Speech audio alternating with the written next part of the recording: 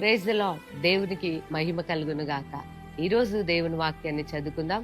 యోహాను సువార్త 6వ అధ్యాయం 36వ వచనాన్ని చదువుతున్నాను. నా యొద్దకు వచ్చువానిని నేనెంత మాత్రమును బయటకి త్రోసివేయను. దేవునికి మహిమ కలుగును గాక. అవును, జీవాహారము ఆయనే, పరలోకానికి మార్గము ఆయనే. నిత్య జీవములోనికి మనం ప్రవేశించాలంటే యేసయ్య ద్వారా మాత్రమే నిత్యరాజ్యంలో మనం ప్రవేశించగలుగుతాం.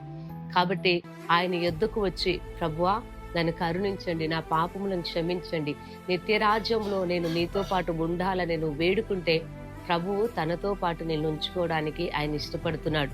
అవును, ఆయన లేకుండా పరలోకము లేదు, ఆయన లేకుండా నిత్యరాజ్యంలో మనం ప్రవేశించలేం. కాబట్టి ఉదయకాలం దేవుని వాక్యాన్ని వింటున్న మీలో అనేకులు ఎదిగో విడుదల కొరకు, స్వస్థత కొరకు, రక్షణ కొరకు, మారు మనసు కొరకు, పశ్చాత్తాప పాపము నుండి విడుదల ఎక్కడంటే యేసయ్య యుద్ధ మాత్రమే దొరుకుతుంది.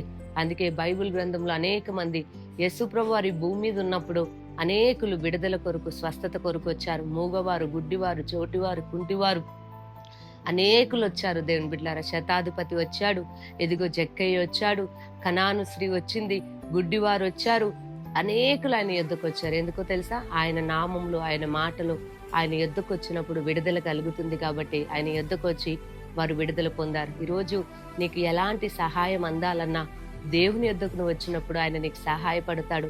నీకు కలిగిన సమస్త భారము నుండి విడిపిస్తాడు, నేను సంతోషపరుస్తాడు, నీకు స్వస్థతను, విడుదలను, రక్షణను, ఆత్మ కార్యములు ప్రభు యేసే జరిగిస్తాడు. ఆయన నిత్యరాజ్యంలో ప్రవేశింపజేస్తాడు. కాబట్టి ఆయన యొద్దకు రండి, ఆయన నమ్ముకోండి, ఆయన యందు విశ్వాసం ఉంచండి. ఆత్మ కార్యాలు యేసే మీ పట్ల జరిగిస్తాడు. కాబట్టి చిన్న మాట దేవుడు దీవించును గాక. మీకు చిన్న ప్రార్థన చేస్తాను. సర్వశక్తి గల దేవా స్తోత్రం.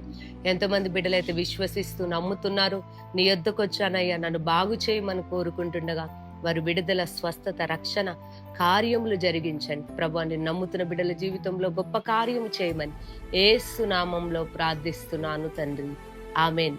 ప్రభు మిమ్మల్ని దీవించును గాక.